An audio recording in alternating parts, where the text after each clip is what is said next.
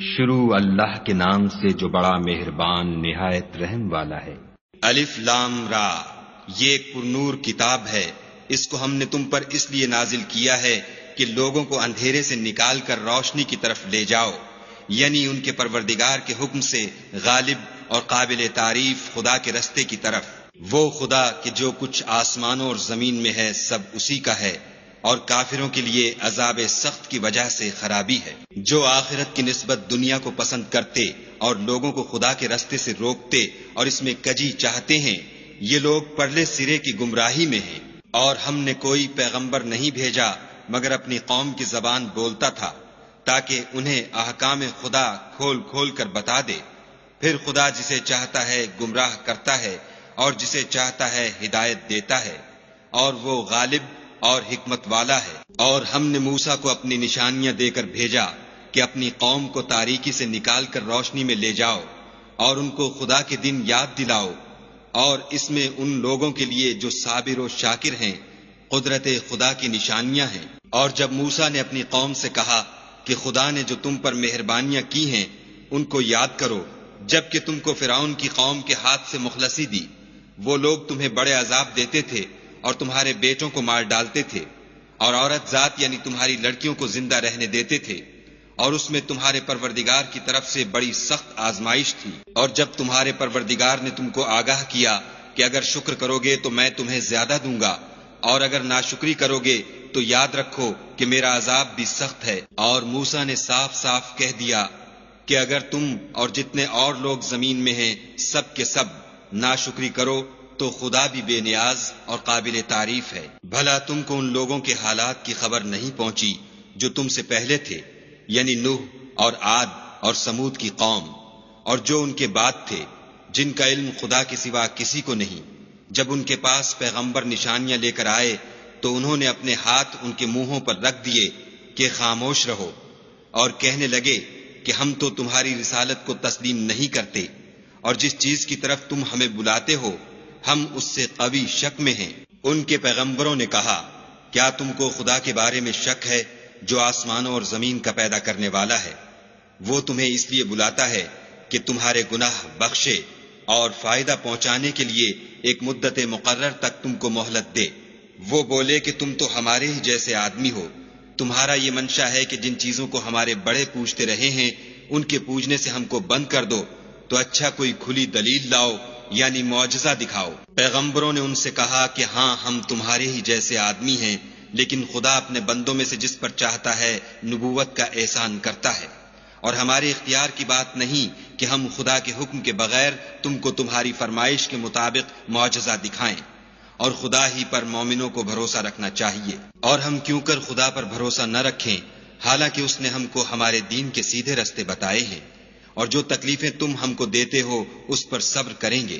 اور اہل توکل کو خدا ہی پر بھروسہ رکھنا چاہیے۔ اور جو کافر تھے انہوں نے اپنے پیغمبروں سے کہا کہ یا تو ہم تم کو اپنے ملک سے باہر نکال دیں گے یا ہمارے مذہب میں داخل ہو جاؤ، تو پروردگار نے ان کی طرف وحی بھیجی کہ ہم ظالموں کو ہلاک کر دیں گے اور ان کے بعد تم کو اس زمین میں آباد کر دیں گے۔ یہ اس شخص کے لیے ہے جو قیامت کے روز میرے سامنے کھڑے ہونے سے ڈرے اور میرے عذاب سے خوف کرے۔ اور پیغمبروں نے خدا سے اپنی فتح چاہی تو ہر سرکش ضدی نامراد رہ گیا۔ اس کے پیچھے دوزخ ہے اور اسے پیپ کا پانی پلایا جائے گا، وہ اس کو گھونٹ گھونٹ پیے گا اور گلے سے نہیں اتار سکے گا، اور ہر طرف سے اسے موت آ رہی ہوگی مگر وہ مرنے میں نہیں آئے گا، اور اس کے پیچھے سخت عذاب ہوگا۔ جن لوگوں نے اپنے پروردگار سے کفر کیا ان کے اعمال کی مثال راکھ کسی ہے کہ آندھی کے دن اس پر زور کی ہوا چلے اور اسے اڑا لے جائے۔ اسی طرح جو کام وہ کرتے رہے ان پر ان کو کچھ دسترس نہ ہوگی، یہی تو پرلے سرے کی گمراہی ہے۔ کیا تم نے نہیں دیکھا کہ خدا نے آسمانوں اور زمین کو تدبیر سے پیدا کیا ہے؟ اگر وہ چاہے تو تم کو نابود کر دے اور تمہاری جگہ نئی مخلوق پیدا کر دے، اور یہ خدا کو کچھ بھی مشکل نہیں۔ اور قیامت کے دن سب لوگ خدا کے سامنے کھڑے ہوں گے تو ضعیف العقل متبع اپنے رؤسائے متکبرین سے کہیں گے کہ ہم تو تمہارے پیرو تھے،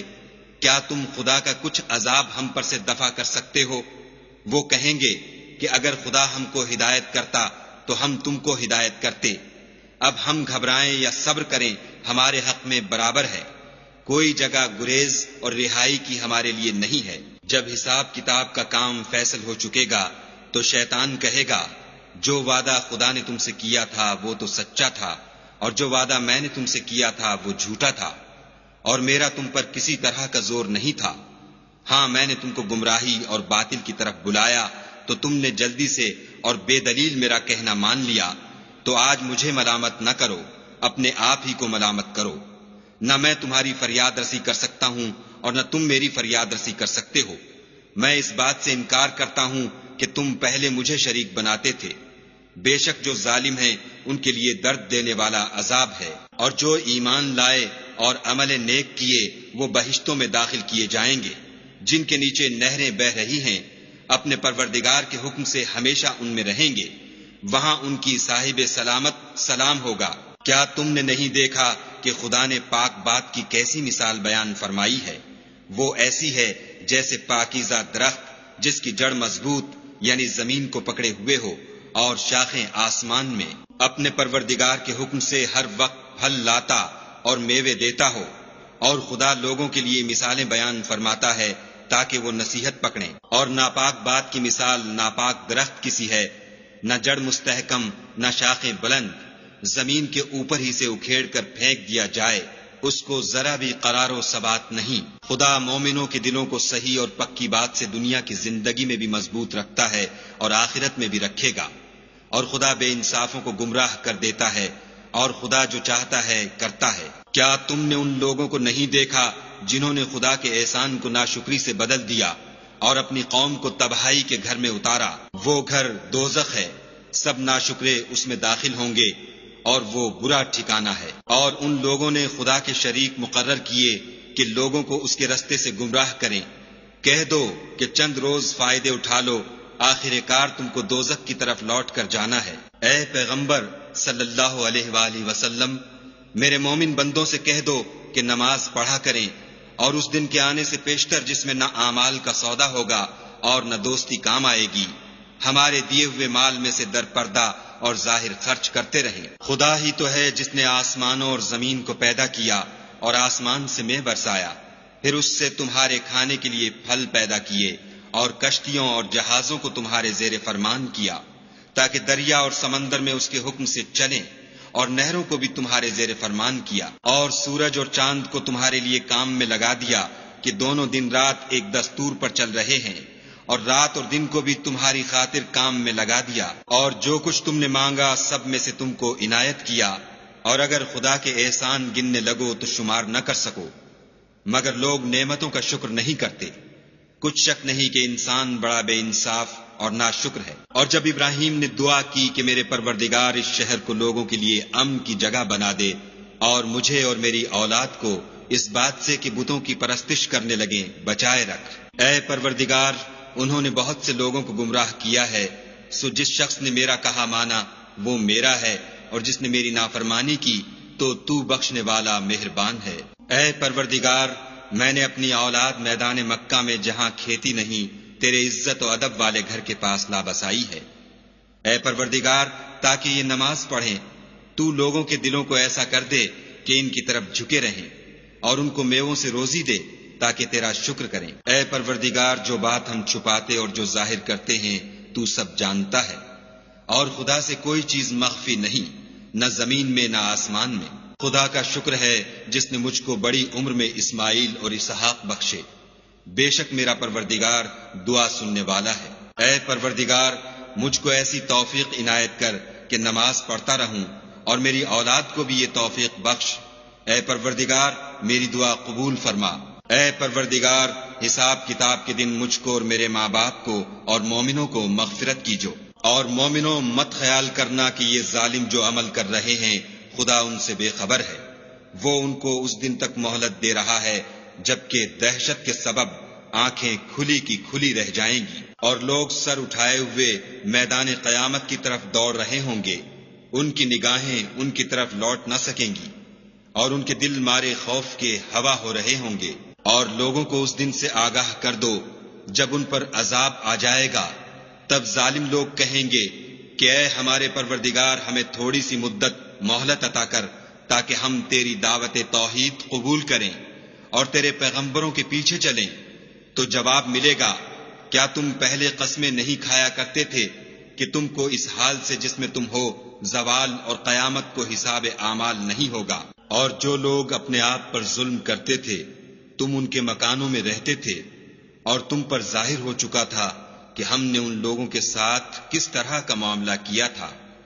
اور تمہارے سمجھانے کے لیے مثالیں بیان کر دی تھیں، اور انہوں نے بڑی بڑی تدبیریں کی، اور ان کی سب تدبیریں خدا کے ہاں لکھی ہوئی ہیں۔